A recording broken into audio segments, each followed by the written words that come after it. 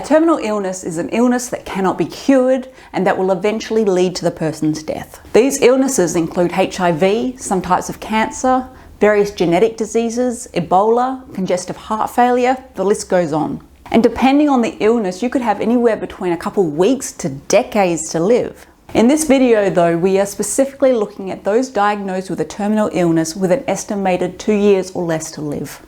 We will be looking at coming to terms with the diagnosis, the various kinds of help available, as well as the legal and practical tasks that need to be completed.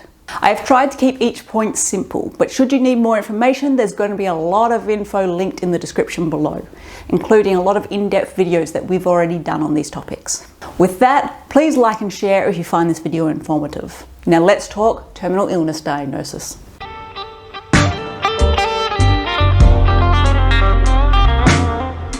Just a heads up, we will do a video about supporting those with terminal illness down the track, and we've already done one about supporting terminally ill kids. Also, we are an Aussie channel, so while many of these points are valid everywhere, the points about legal and financial matters are from an Australian perspective. With that out of the way, in no particular order, let's get to it. Coming to terms with the diagnosis.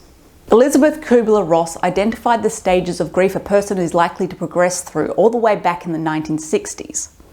According to her, stage 1 was denial, where the person may find it hard to believe that illness is terminal or that it's really happening to them.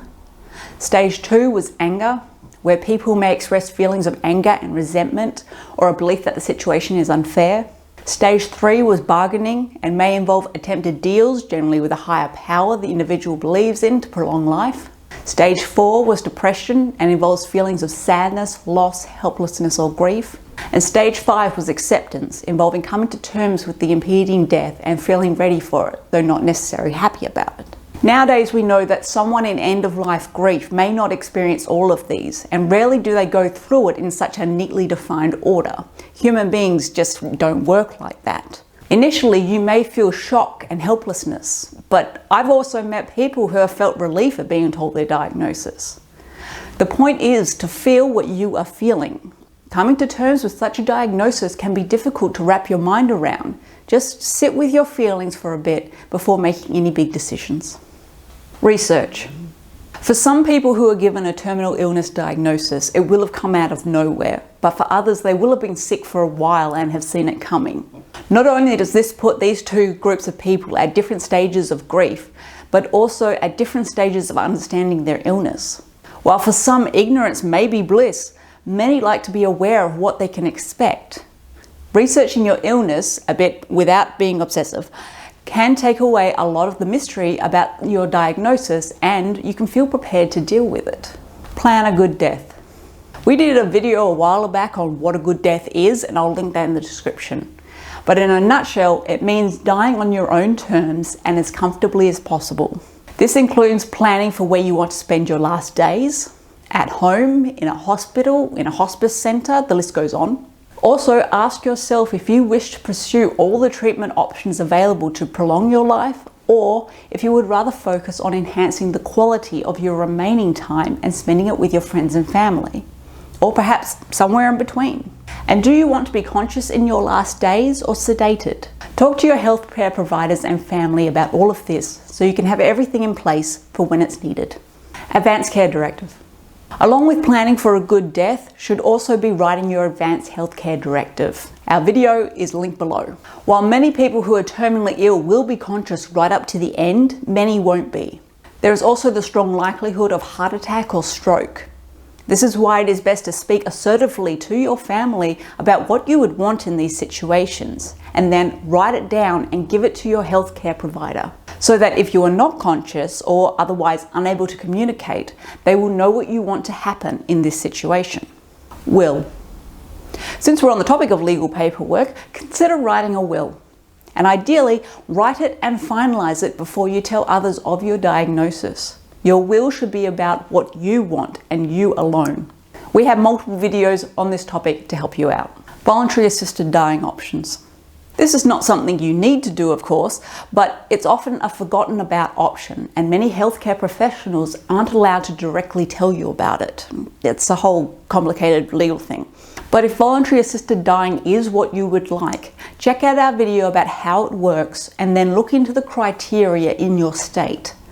Voluntary assisted dying laws are very new in Australia and therefore the criteria is still very narrow, but it may be a possibility for you. Disability support pension.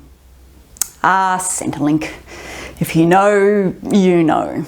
It was only in 2010 that terminal illness finally qualified for the disability support pension, and it is still a cluster. Because many with a terminal illness will need to stop working at some point because their body just can't cope, this is an option.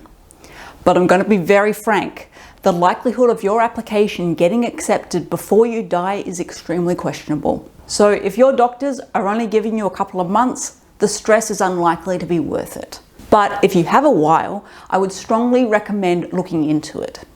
With that in mind, I will link below the application form that you will need to complete because it is not the same form as the application for the regular DSP.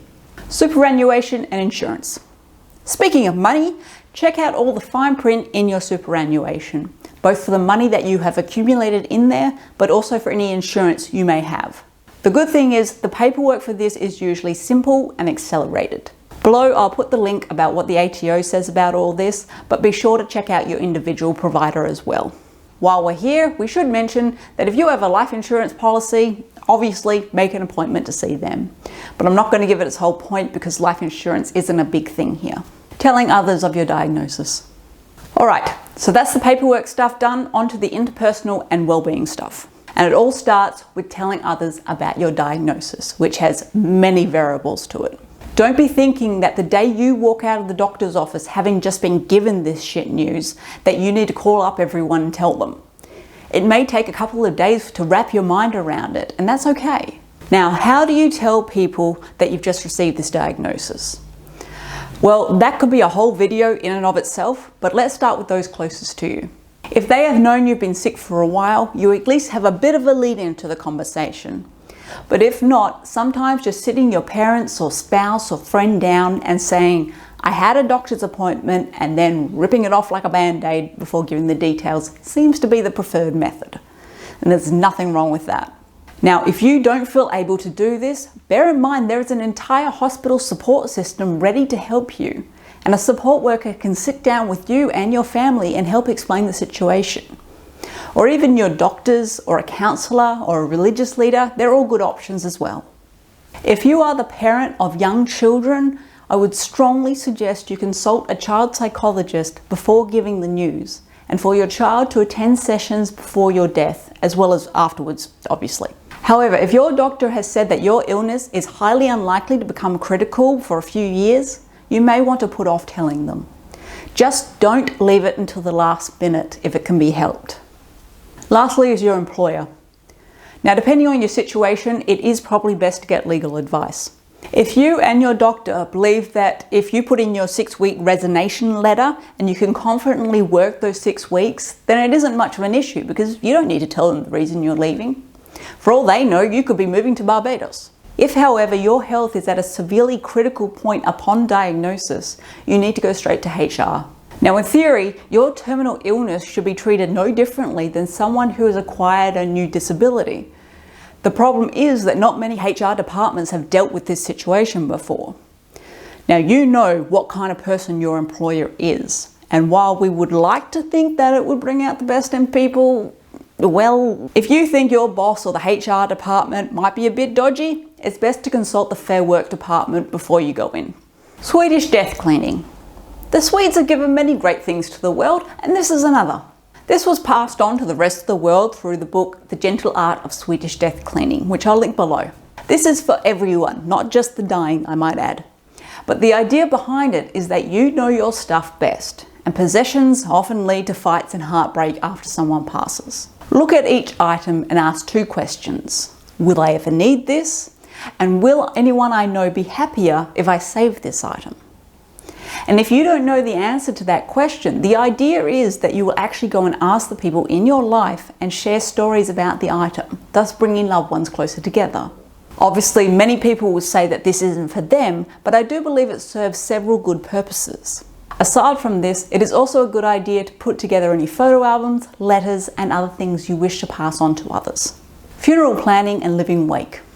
In previous points, we have spoken about letting it be known what you want while dying. Well, now we're going to talk about what you want once you're dead.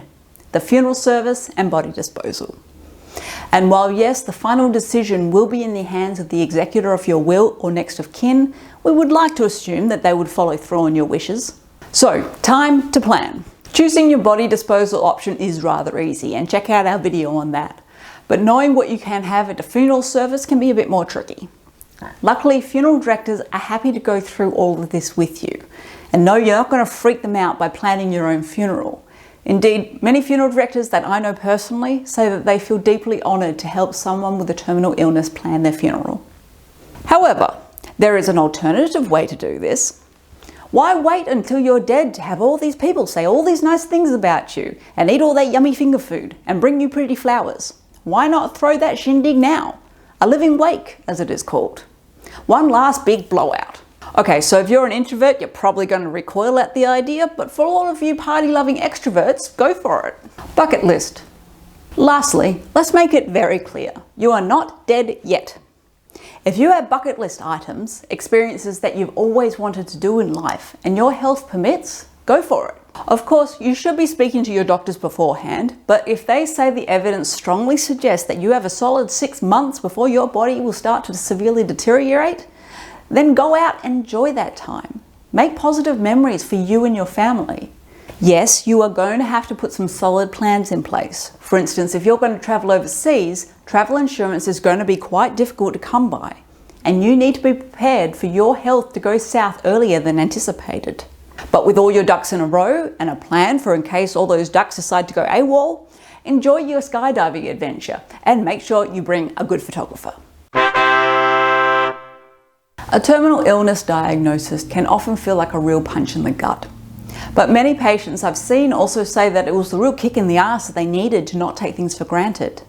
If it is possible, use this time to make positive memories, or at the very least, make sure you say what you need to say to your loved ones. That you love them, are proud of them, or that you're sorry, whatever the case may be, and vice versa. Also, make it clear what you want in your last days. Make it about you. And with that, go talk death.